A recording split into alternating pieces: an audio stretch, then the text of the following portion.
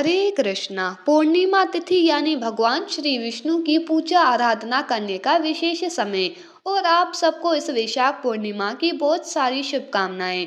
इस बार की वैशाख पूर्णिमा अत्यंत विशेष है क्योंकि इसी दिन बुद्ध पूर्णिमा भी आ रही है। तो चलिए इसी वैशाख मास की पूर्णिमा तिथि के उपलक्ष्य में हम एक सुंदर पौराणिक कथा का श्रवण करते हैं। आइए आज की कथा आरंभ करते हैं। ऋषियों ने श्री सूत गोस्वामी से पूछा, हे महामुनि, किस व्रत या तपस्या को करने से अभिष्ट फल की प्राप्ति होती है? हम ये सुनना चाहते हैं, कृपया आप हमें ये बताइए। ऋषियों का प्रश्न सुनकर सूत गोस्वामी ने कहा, हे ऋषिगण, देव ऋषि नारद ने यही बात भगवान श्री हरि से पूछी थी और उन्होंने जो उत्तर दिया था वही अब मैं आपको सुनाता हूँ। एक दिन अन्यों पर अनुग्रह करने वाले योगी नारद मुनि अनेक लोकों में घूमते हुए पृथ्वी लोक पर आ पहुंचे। उन्होंने देखा कि वहां के सभी मनुष्य अनेक प्रकार के दुख और पीड़ा से पीड़ित हो रहे थे। अपने अपने कर्मों के फल स्वरूप अनेक योनियों में जन्म लेकर दुख प्राप्त कर रहे थे। नारद मुनि ने सोचा कि किस उपाय से इन सब का दुख निश्चित रूप से दूर हो सकता है। इस प्रकार मन ही मन सोचते हुए वह भगवान विष्णु के लोक में गए।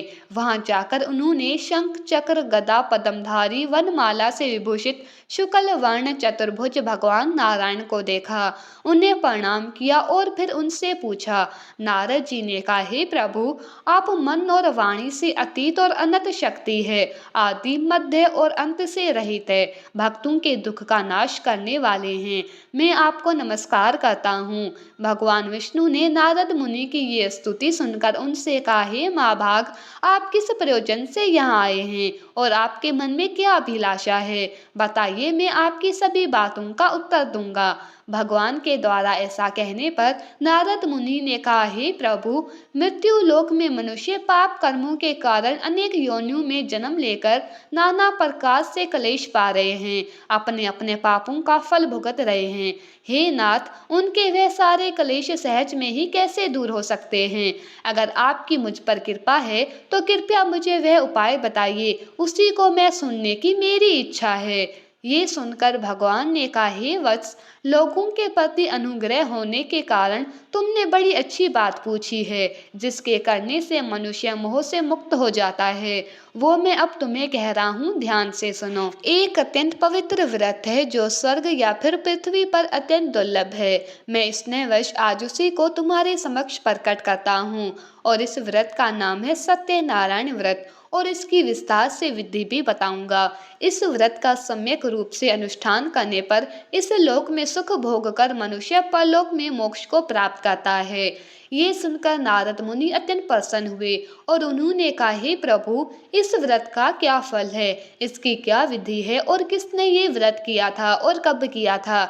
ये सभी बातें भी आप मुझे विस्तार पूर्वक बताइएगा।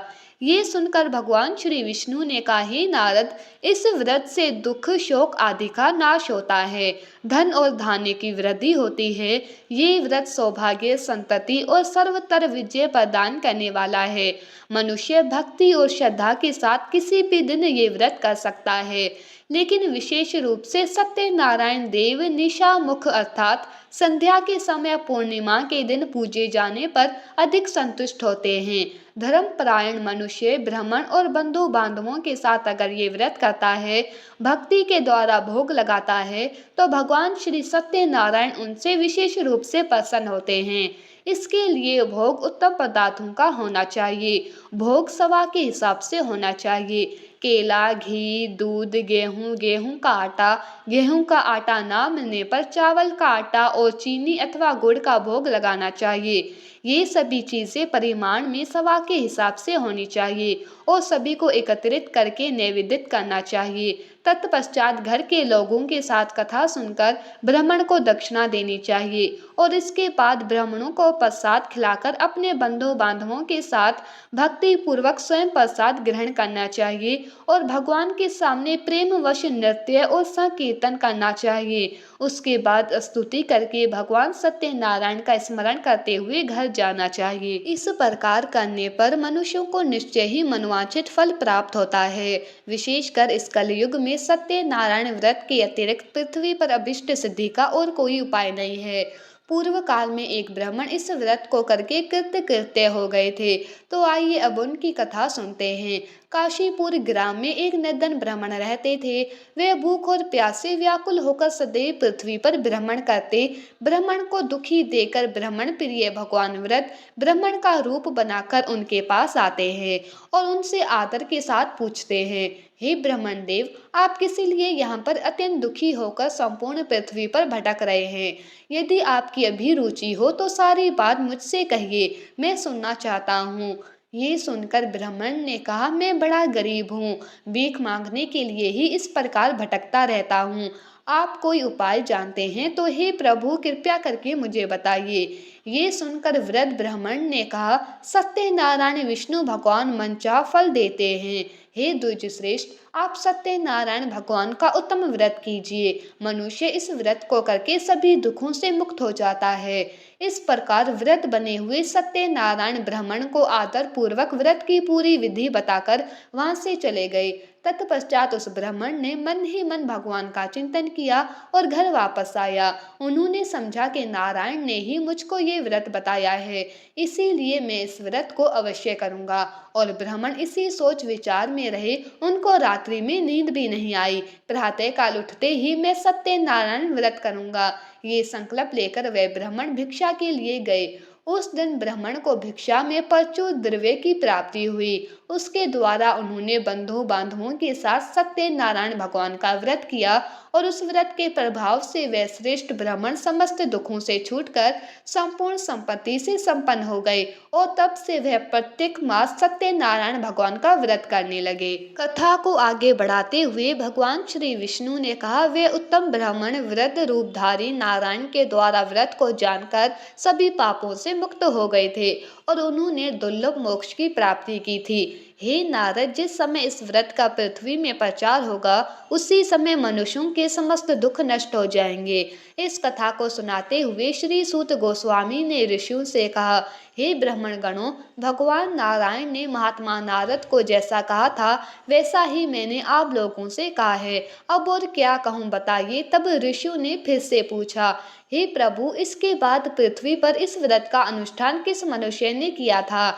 ये सब भी हम सुनना चाहते हैं। इस विषय में हमारे मन में बड़ी श्रद्धा उत्पन्न हो गई है। तब सूत गोस्वामी ने कहा, हे मुनियों, उसके बाद पृथ्वी पर किसने ये व्रत किया था? अब ये सुनिए। एक दिन वह श्रेष्ठ ब्राह्मण अपने बंधु बांधवों के साथ अपने वैभव के अनुरूप व्रत कर रहे थे। उसी समय वहां पर एक लकड़हारा आया। लकड़हारे ने लकड़ी बाहर रख दी और वह ब्राह्मण के घर के अंदर चला गया। उस समय वो प्यास से पीड़ित था। उन ब्राह्मण को कार्य में लगे देकर प्रणाम करके उनसे पूछा, हे महाराज, आप ये क्या कर रहे हैं? तब ब्राह्मण ने कहा, ये सत्यनारायण का व्रत है। ये व्रत दुख दरिद्र का नाश करता है, सब प्रकार की इच्छाओं की वस्तु पूर्ति करता है और पुत्र पौत्र आदि की वृद्धि करता है। इस व्रत के प्रभाव से ही धन धान्य आदि मान समृद्धि से मेरा घर भर गया है। ब्राह्मण की इस बात को सुनकर लकड़हारे को बड़ा हर्ष हुआ। वो जल पीकर और प्रसाद लेकर स्थिर मन से सत्यनारायण देव का चिंतन करता हुआ नगर में गया।